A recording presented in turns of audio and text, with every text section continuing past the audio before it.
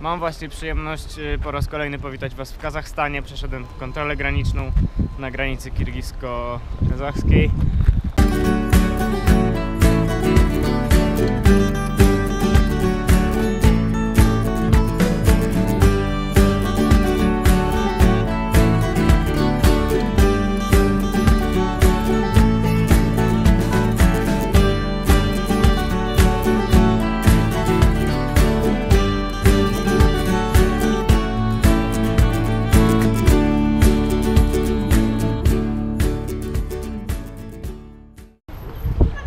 Nie czekałem jakoś zbyt długo na tej granicy.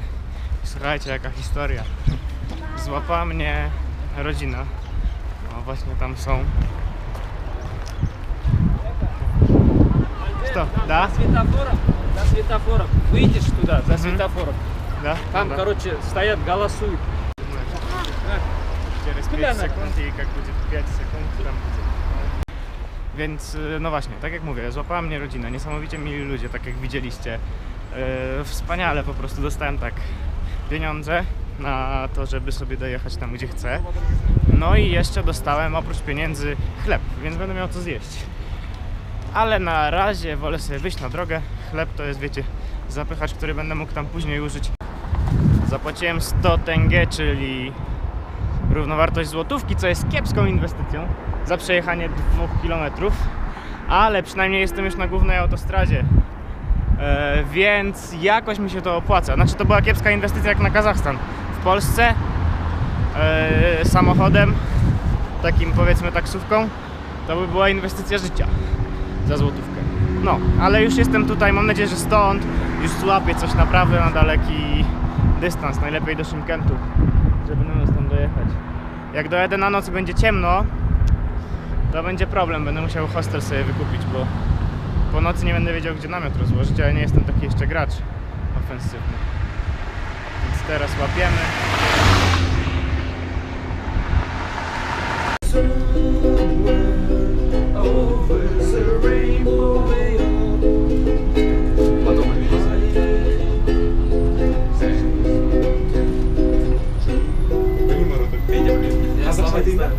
На казахском спеть? На казахском. Możesz spieć na Kazachstan. Там в Инстаграм звезда, да? No, w YouTube. А, в Ютуб? Сені алғашқы рет көргенде жаным жүрегімнің бөлігі екеніңді бірден білдім. Қасыңа баруға батылым бармай, айдай сұлулығыңа тек сырттай таңдадым. Мүмкін бұл сезім елес, махаббат емес, текке жарудың сұлулық саған жетпес. Әдемі келбетіңді түсімде көремін, қасыңнан өткенде қайталай беремін. Сүйемін сені, жаным сүйемін сені, мөлдір көзіңді, тәтті сөзіңді. Сүйемін сені, жаным сүйемін сені, махаббат неге сонша қинады мені. Че там, рэп кетіп па? Білесің бе, бір көргенде ғашық болдым көзіңе, аққу мойынша ер. Айтсай? Я вот, начали учиться. 30. No, więc tak właśnie poznałem w taksówce po drodze. W zasadzie zabrała mnie taksówka za darmo. Poznałem po drodze chłopaków, którzy jechali do Tarasu i w tym momencie pomagają mi się wraz z kumplem stąd wydostać z miasta. No i jak się dobrze powiedzie, to jeszcze dzisiaj będę w Szymkencie. Нет, мам, пожалуйста. Үлкен сәлем Казахстаннан Польша мемлекетіне. Это я сказал. Большой привет из Казахстана Польша. Мам, я просто на Хорошо. автобус. Спасибо. Dojechałem jakimś cudem do Szymkentu, więc zrobiłem dzisiaj około 500 km, mimo że wyjechałem o której? O 13. Więc jest dość dobrze. Co prawda, teraz jechałem marszrutką, zapłaciłem za to 1000 tenge, czyli 10 zł, ale dostałem te 1000 tenge, więc to nie był żaden wydatek z mojej strony, więc tak jakby jestem z tym, no, spokojnie się z tym czuję. Jestem w Taszkencie, jest piątek, 18 sierpnia. Idę zobaczyć jedyną rzecz, która tu jest podobno do zobaczenia, czyli park główny. I muszę wymienić hajs, ponieważ za kilka godzin będę już w Uzbekistanie. A tam jest problem w tym momencie z hajsem. W ogóle tam jest problem z hajsem, ale może o tym powiem później, jak już tam będę. I pani, u której spałem, powiedziała mi, że lepiej będzie, jak wymienię tutaj dolce na tengę i później na granicy jeszcze kazachskiej z tengę na somy. Może i to ma sens, nie wiem, zobaczę, zaufam i dowiemy się później. No więc znajdujemy się w parku Abaya. Abay to jest ten pan tutaj.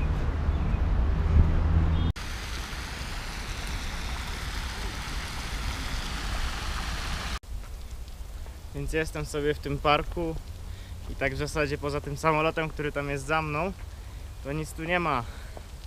Jest tylko zieleń, no i ludzie.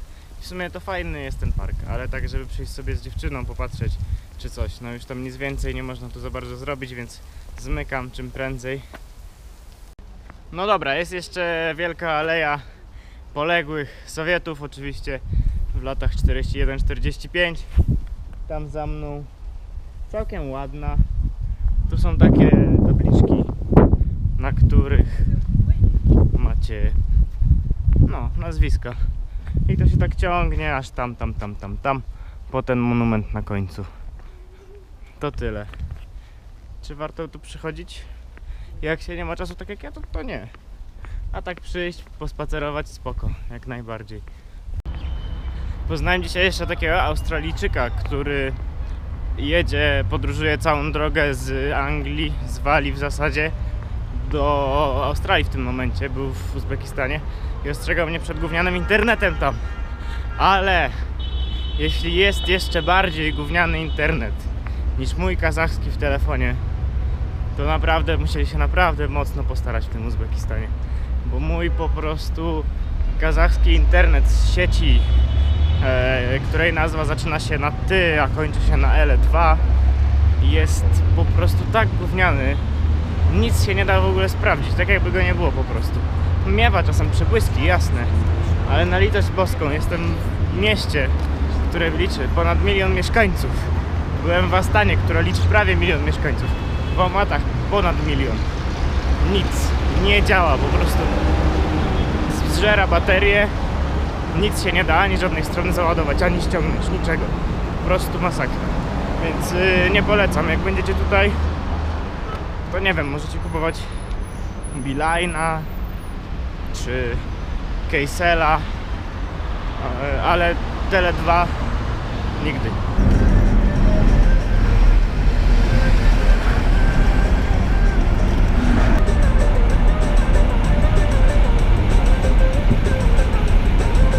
Cześć, jak widać właśnie dojechałem do Uzbekistanu, nawet do samego Taszkentu, który jest oddalony o 20 km od granicy, taksówką, bo po prostu tam się nie da, jest na granicy taki ruch, że nie da się cokolwiek zrobić, ogarnąć, więc po prostu wzięliśmy taksówkę. Tutaj jest mój kolega z Japonii.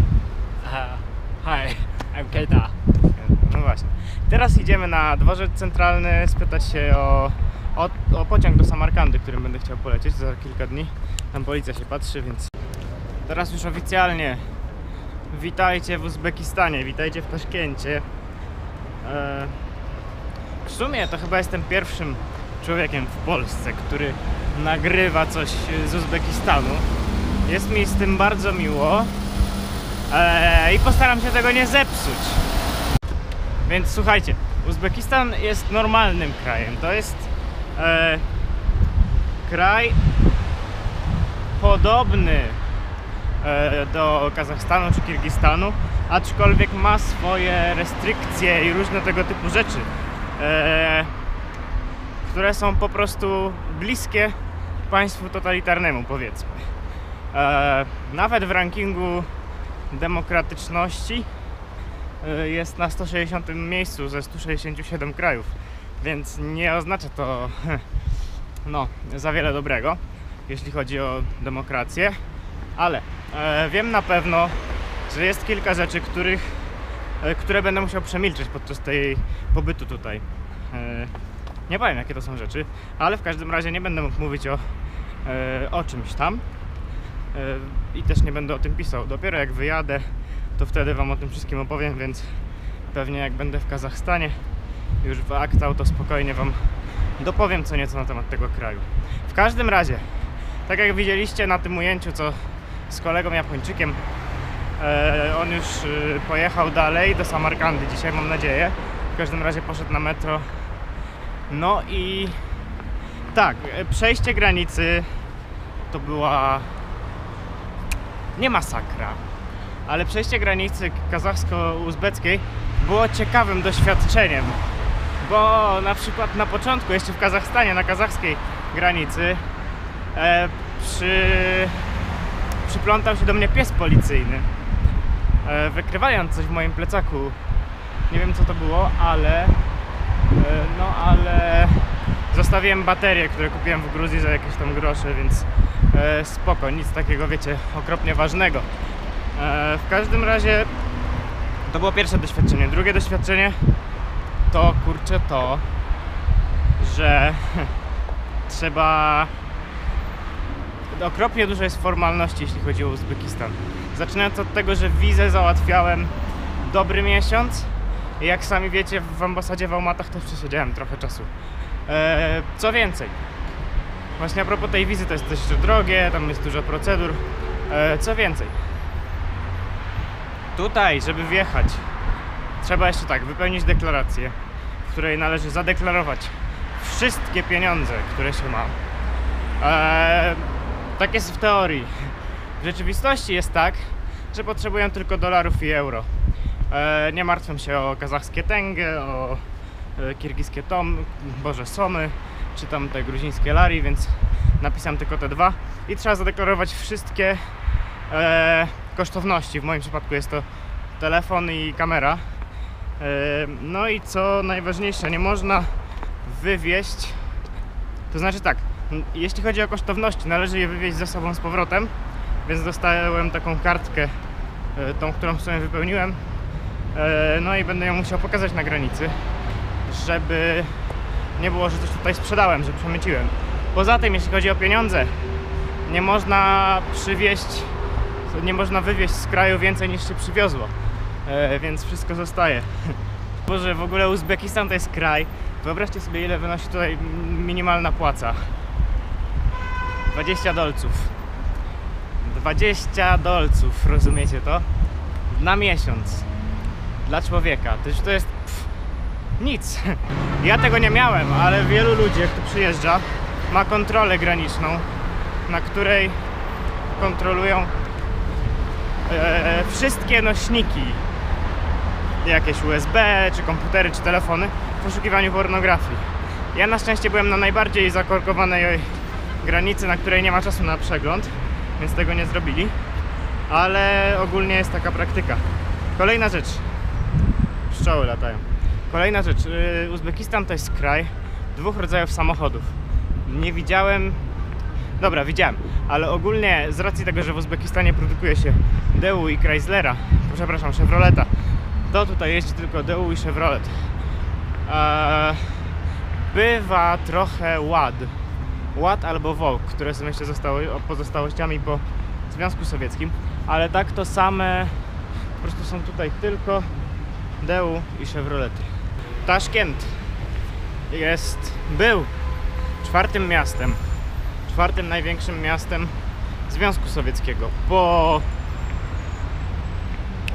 Moskwie, Sankt Petersburgu, czyli Leningradzie, i jeszcze trzecie miasto w Rosji największe. Po tym właśnie mieście był czwartym miastem. W obecnych czasach nadal utrzymuje to miejsce poza podium, oczywiście już nie w ramach Związku Sowieckiego, tylko w ramach krajów postsowieckich, jest nadal czwarty. No, żyje tu ponad 2,5–2,8 miliona ludzi, w zależności od danych i w zależności od tego, co liczymy jako Taszkent. W zasadzie Taszkentem jest również On się ciągnie aż do samej granicy z Kazachstanem.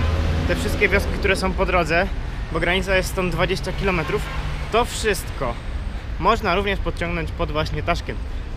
Kościół prawosławny jest tutaj z lewej strony.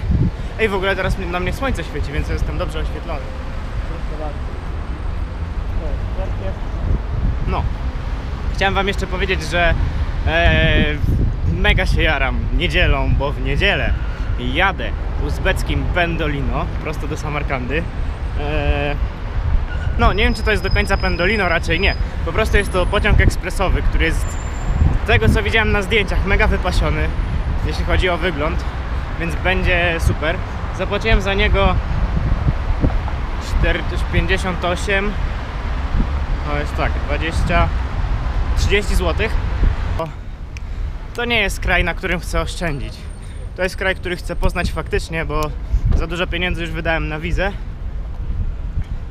A tak jak w Kazachstanie i Kirgistanie mogłem nic nie jeść, tak tutaj nie ma mowy, żebym chodził o pustym żołądku. Tutaj się zaczynają moje wakacje. Tutaj mogę żyć jak król. Rzecz, którą chciałem dzisiaj zrobić, którą zobaczyłem na mapie i od razu stwierdziłem: nie, Albert, kurde, musisz to zrobić, bo żyjesz w Gruzji i po prostu coś takiego, ten pan, proszę bardzo, Shota Rustaveli w Uzbekistanie. I wiecie co, to nie jest tak, że jest tutaj tylko jego pomnik. To jest tak, że ta cała droga, o tam, to jest droga Shoty Rustaveliego. Jedna z głównych dróg w Taszkencie, w jednym z większych miast świata w zasadzie, można powiedzieć. I po prostu jest tutaj gruziński wieszcz narodowy, największa sława Gruzji. Człowiek widniejący na najwyższym banknocie w kraju. Tutaj właśnie on pięknie sobie siedzi, pilnuje swojej ulicy. Więc tak jeszcze wspominając, czego nie powiedziałem, Taszkent jest znany z tego, że jest miastem parków i fontan. No i właśnie jestem w jednym, tak jak się zapowiedziałem. I fontanny też są. Tu za mną, tam widać dwie, tam jest trzecia, tam jeszcze w ogóle wszędzie.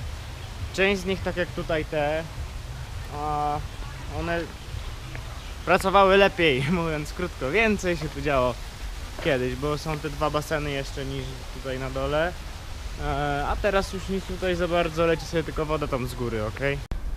Więc teraz odkrywamy tajniki sztuki muzułmańskiej, która jest fascynująca. Mnie na przykład bardzo mocno fascynuje. Na przykład zobaczcie na to.